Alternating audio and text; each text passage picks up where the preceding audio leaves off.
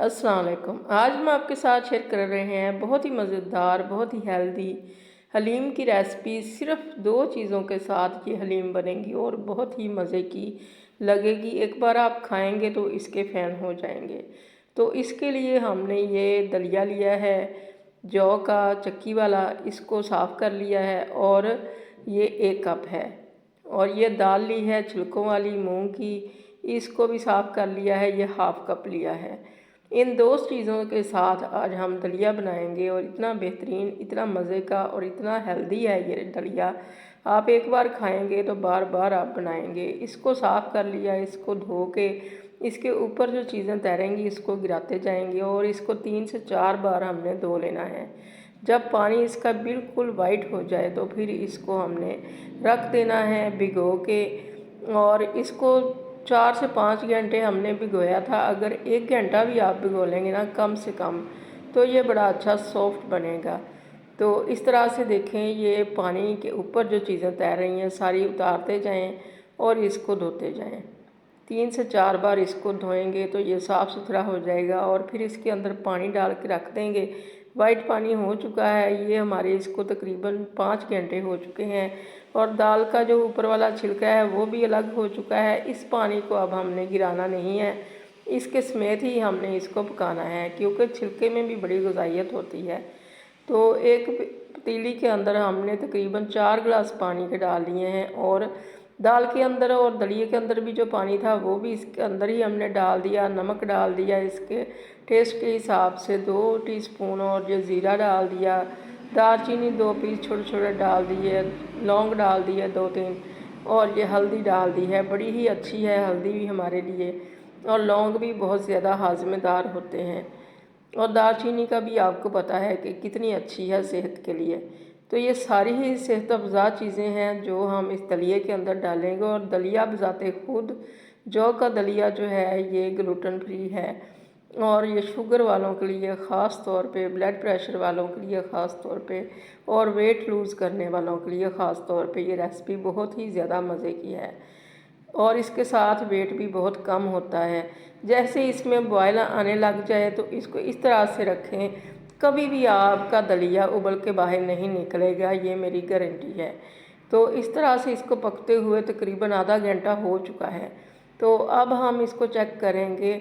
अभी तक इसके अंदर पानी अलग और दलिया अलग है। इतनी देर हमने इसको भिगोया भी है, मगर ये काफ़ी सख्त होता है दलिया। तो इसके अंदर हमने अपने टेस्ट के हिसाब से 6-7 मिर्चें डाल दी हैं हरी वाली, और ये काली मिर्चें हैं 1 टीस्पून हमने इसमें डाल दिया है। हरी मिर्चें आप अपने टेस्ट के हिसाब से डालें, हमें बहुत ज़्यादा ये पसंद है तो हम बहुत ज़्यादा इसको खाना पसंद करते हैं, और इससे टेस्ट भी बहुत ज़्यादा इन्हेंस होता है। तो ये सारी चीज़ें डालने के बाद आधा घंटा इसको हो चुका है पकते हुए। अब इसको हम दोबारा से इसी तरह से रखेंगे जैसे पहले रखा था, क्योंकि इसका कोई पता नहीं है कि कब ये उबल के बाहर आ जाए और चूल्हा भी ख़राब कर दे, और आपके और ज़्यादा टाइम लग जाए, मेहनत लगे चूल्हे को साफ़ करने में। चूल्हा साफ़ नहीं होता है, ये इसके अंदर बहुत ज़्यादा जो लेस होती है वो चूल्हे के पाइप्स में भी चली जाती है। तो ये आधे घंटे के बाद और हमने देखा इसको, तो ये अब बहुत अच्छा सा घुल चुका है। ये देखें, पानी बिल्कुल अलग नहीं है, दाल भी घुल चुकी है, दलिया भी घुल चुका है। तो इसको हम दूसरे चूल्हे पे ट्रांसफ़र कर देंगे, उधर भी इसको हल्की आंच के ऊपर रखेंगे, और दूसरी तरफ हम तड़का तैयार करते हैं। मज़ेदार सा इसको तड़का लगाएंगे और थोड़े से ऑयल के अंदर हम चीज़ों को रेड करेंगे और इसके अंदर डालेंगे, ताकि हमारा ये हेल्दी ही रहे।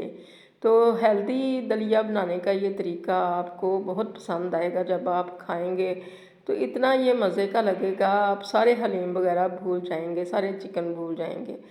तो इसको हम दूसरे चूल्हे पे शिफ्ट करते हैं, ये स्लो फ्लेम के ऊपर पकता रहेगा। और इधर हमने तकरीबन 4 टेबलस्पून लिया है ऑयल का, और इसके अंदर एक छोटा प्याज डाल दिया है स्लाइस में काट के। इसको रेड कर लेंगे मीडियम फ्लेम के ऊपर, और साथ में इसमें ये गोल वाली मिर्चें डाल देंगे, अपने हस्बे जायका डाल सकते हैं आप।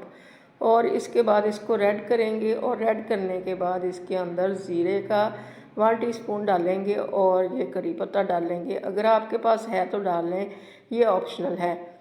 तो इसको हल्का सा रोस्ट करेंगे, जलाना नहीं है। बड़ा अच्छा कलर है इसका, तो हमने दलिए के अंदर इसको डाल दिया।